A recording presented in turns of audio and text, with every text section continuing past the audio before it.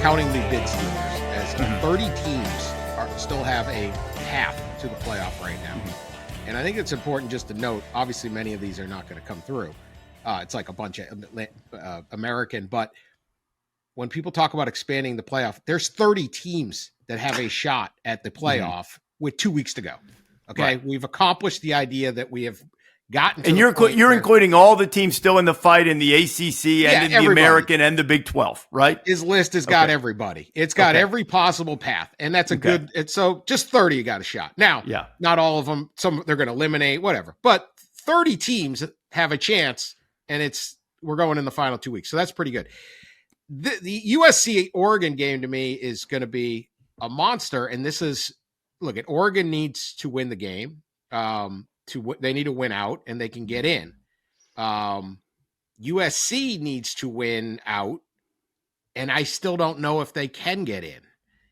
And this is why, what happens if a 10-2 USC is dealing with, when you get down these last spots, a 10-2 Notre Dame that beat them soundly, and a 10-2 Miami that beat Notre Dame. And so USC's in a tricky spot here. They absolutely have to win. I think it's huge for the program. USC is a momentum program. And if they could make the playoff, even if they could just beat USC, they have a little bit of juice going out there. And if you can get all LA behind you, we know that once that rock starts going down the hill, USC can be as good as anybody can be. But when they don't have momentum, they don't go anywhere. It's not one of these programs that just automatically is going to be pretty good. This is a huge game this weekend, USC at Oregon. But right now, USC is in this weird spot where even if they went out at 10-2, you could end up with a two Big Ten bids, which is crazy. Now they might be number 1 and 2, but Oregon can play their way in for sure. But what's that fourth? Is there going to be a fourth team? Or would there even be a third team? Because USC is just in a bad spot, having lost to Notre Dame. Yeah, it's a tough spot, because I think if USC wins, then Oregon becomes vulnerable, because you start looking then at Oregon's numbers. Now, their forward-looking metrics, the ones that are predictive, are excellent. But if you start parsing through, the old who'd you play, who'd you beat, then they have some good wins. I'm not suggesting they don't have good wins, but they don't have anything that jumps off the page. And you get the right set of circumstances, and they might be a little vulnerable too. Yeah. No doubt. I'm going to add to Dan's USC point on momentum. Right now, I'm looking at ESPN.com's 2026 college football recruiting rankings for the class of 2026. USC is number 1. They have 18 ESPN 300 commits. Best offensive prospect is a tackle, which is, when USC is its best, they are good up front. And when it has dipped in the last decade or so, they have been pretty pedestrian up front. So they are ahead of Georgia, Texas A&M, Notre Dame, and Texas. So they obviously brought in Chad Bowden, Bowden, for the general manager from Notre Dame, and they have been very aggressive on the recruiting trail. So yeah, I think that's a great point where if they slip in, this thing could really start rolling.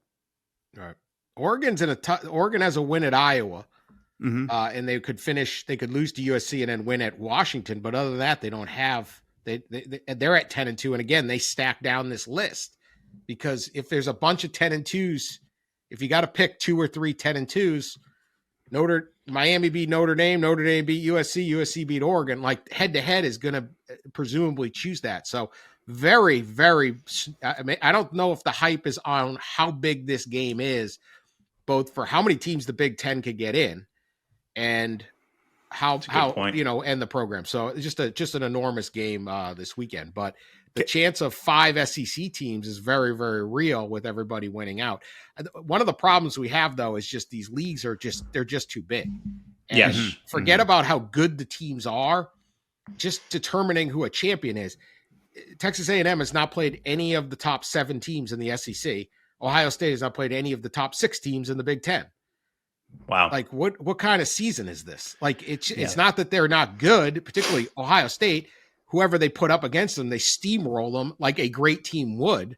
But Oregon had to play Indiana, they can play USC, they can play Iowa. They have to play probably the best win for Ohio. The toughest game at Ohio State was at Washington.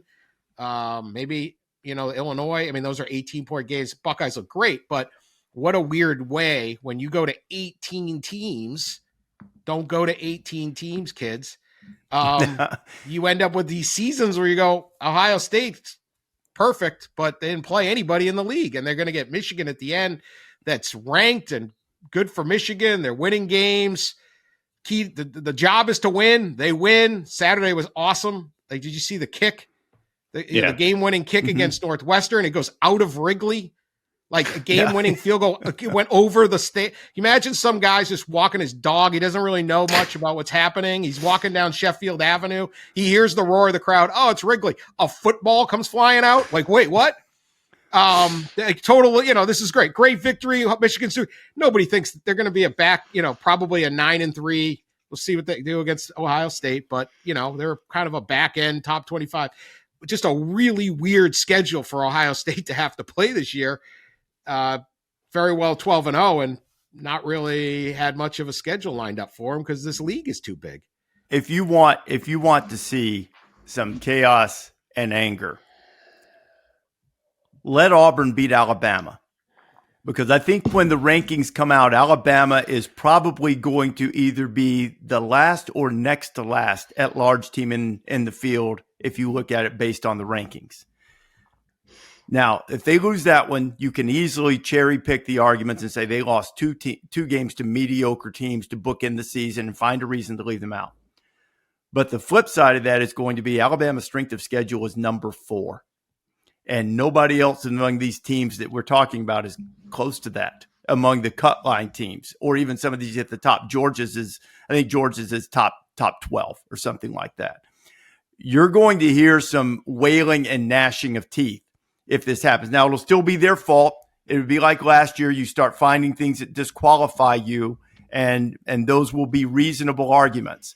But it'll also be reasonable what you guys are talking about here. If you don't put yourself in harm's way, or fate doesn't put you in harm's way by virtue of these humongous conferences and the way the schedule spits out and falls. Now, those are the breaks of sports. It's the way it goes. Your schedule is what it is. But there will be some frustration, because part of this enhanced metrics, record strength, all of this is a result of a couple of teams getting in last year, having played less challenging schedules. That's the linchpin. That and the thing that caused all of this was Oklahoma working itself right back into the mix by going into Bryant-Denny on Saturday and making every single clutch play Oklahoma made, and won the game and got themselves right back in this thing when it looked as if they would probably be on the outside looking in. Rece, are you predicting a Haunted Mansion game for the Iron Bowl? You know what? I mean, the thing is, if you stop and think about it, there have been a lot of Haunted Mansion moments. But so, Dan, this is Rece's bit. Auburn is a haunted mansion. It is. Weird things happen. Weird stuff happens. I mean, it's mostly Alabama, but not just Alabama. Prayer Jordan Hare against Georgia. There was an Arkansas game in which Bo Nix mysteriously was not called for a fumble against Arkansas. Arkansas fans will remember that one very well. They've turned the hoses on fans. They've had the dog try to bite players in the middle of the game.